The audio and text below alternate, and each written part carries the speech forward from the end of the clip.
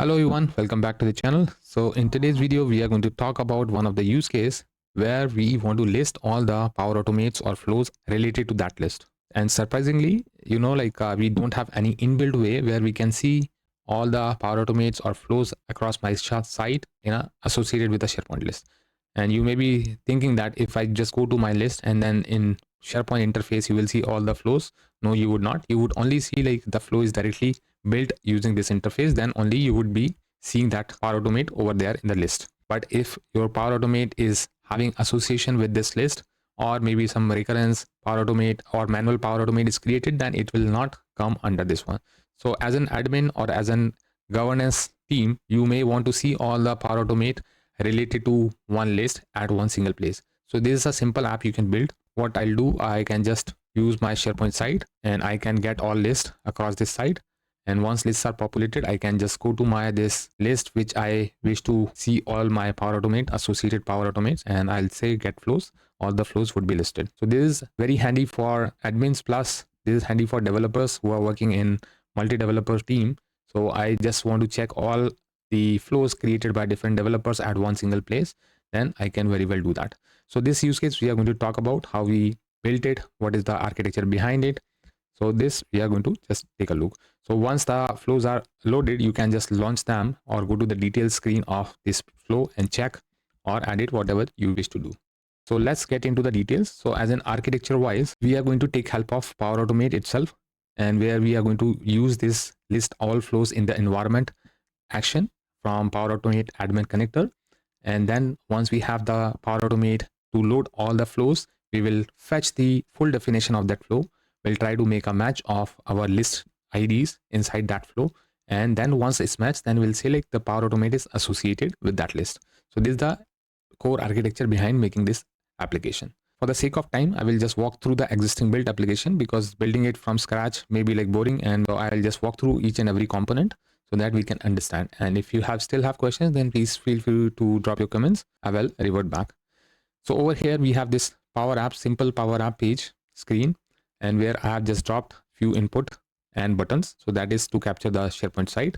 This get list just to initiate or run our Power Automate, which can get the list across the site. And then one drop down that will be binded to the result of this get list action, which is being returned from Power Automate. And then we have one more button that will fetch the full flows across this list. So as in background, as in fundamental architecture, we have this Power Automate in place, where first Power Automate, which will be there on click of this button, will give us the list of SharePoints. So I will just edit this Power Automate and we'll just quickly walk through what we have over there. So it's a simple 3-step Power Automate, which takes the input from Power Apps.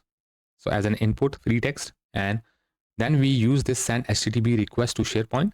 And in input, we are just capturing the text or the input value, which we are passing into this Power Automate. Then we are making this get call.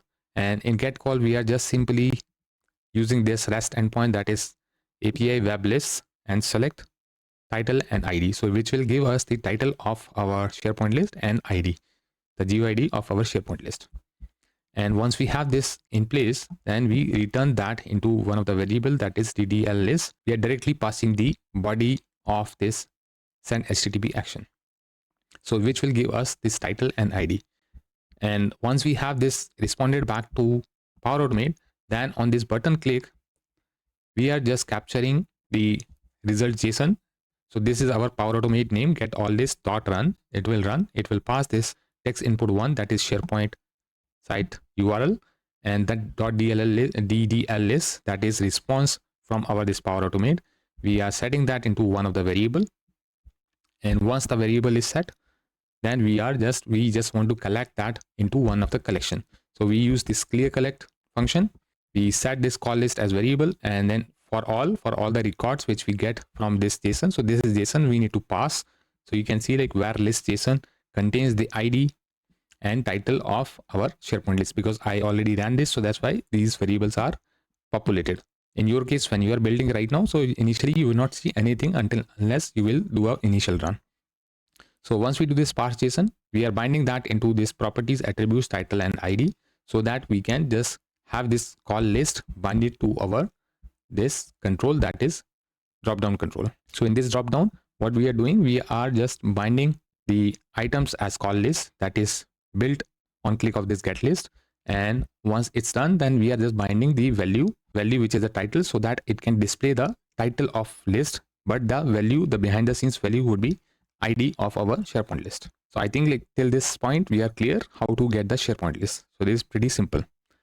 Once we have the SharePoint list title and ID, we want to pass the value of selected item to this get flows. And if I just expand it, you will see like get flows again is a one flow which we are going to just take a look in a moment.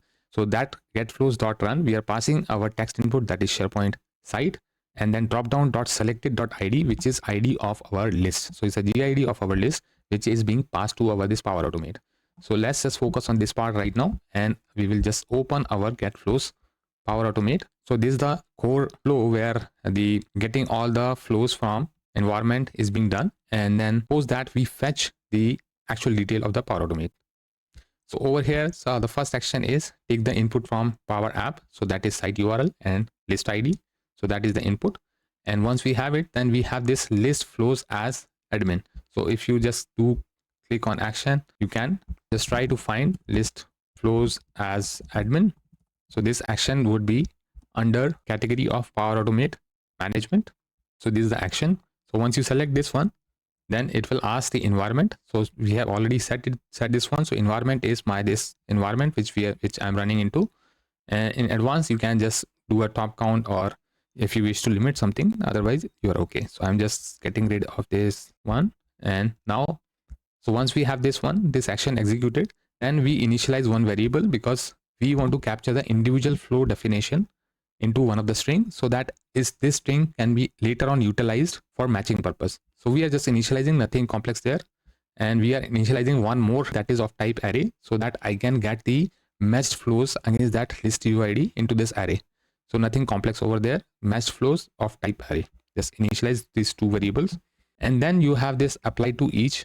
So actually what you can do, you can just have this get flow as admin.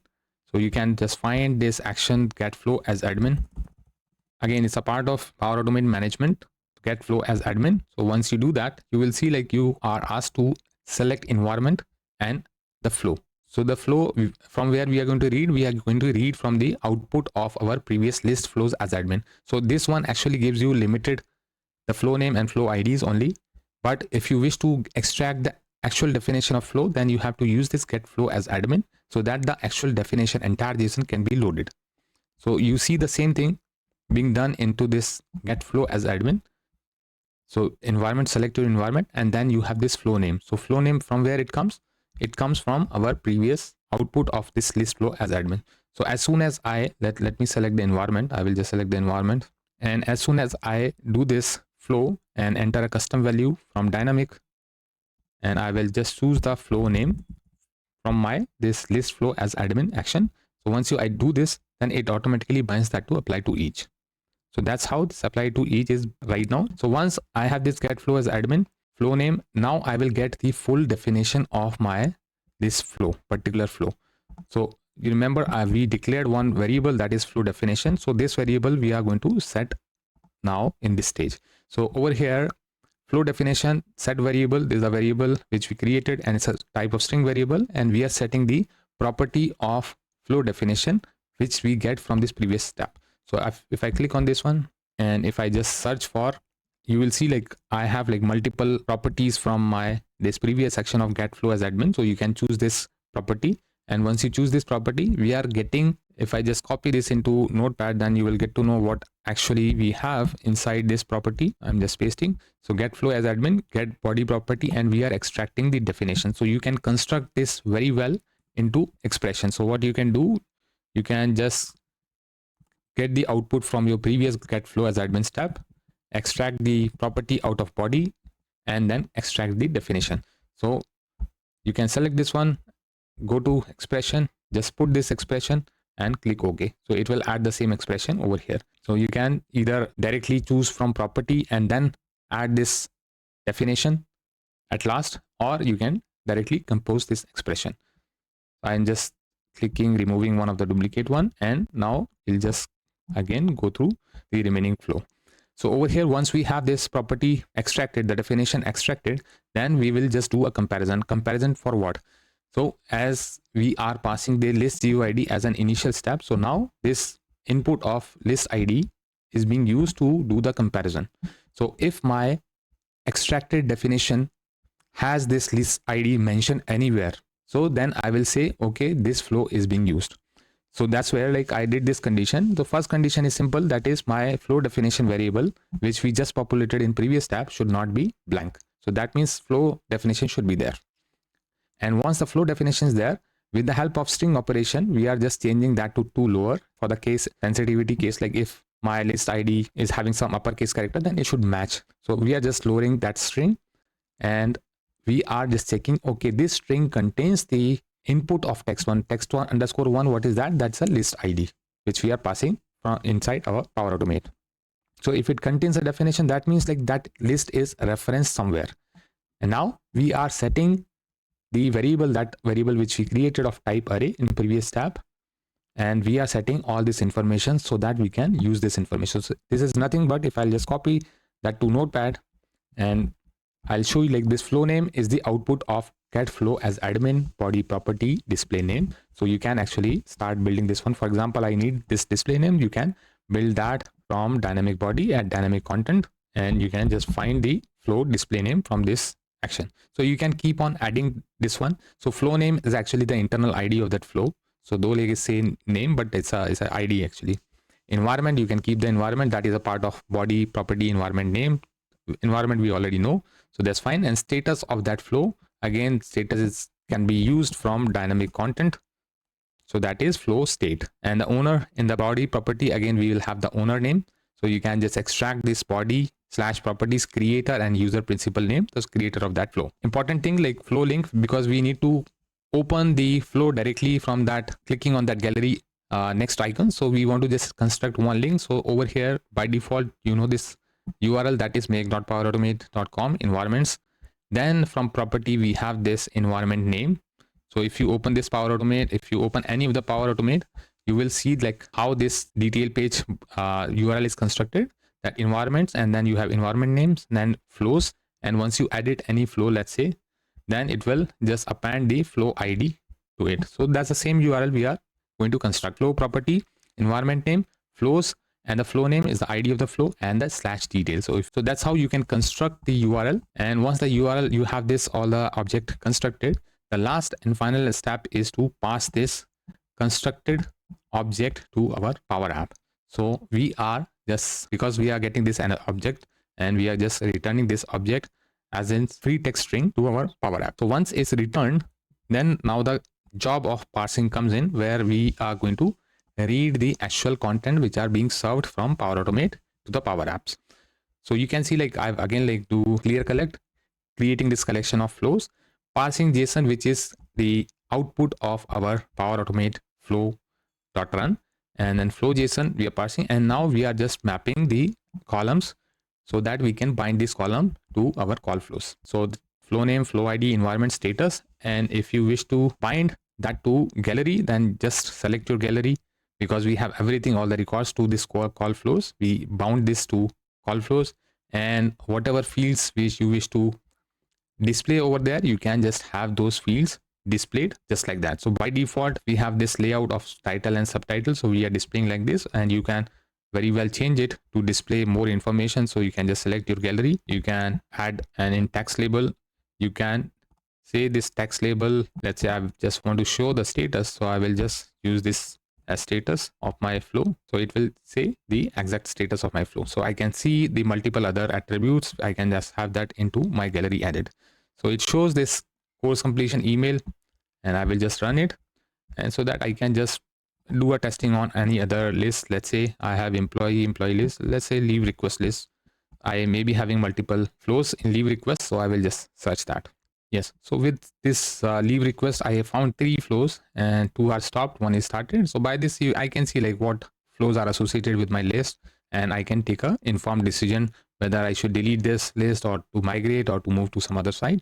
So as an admin, it's very handy, very quick app which I can use to get all the flows associated with the list. To my surprise, like we don't have any other way without doing our own custom solution. So I thought like I find it useful. So I thought to share with you guys.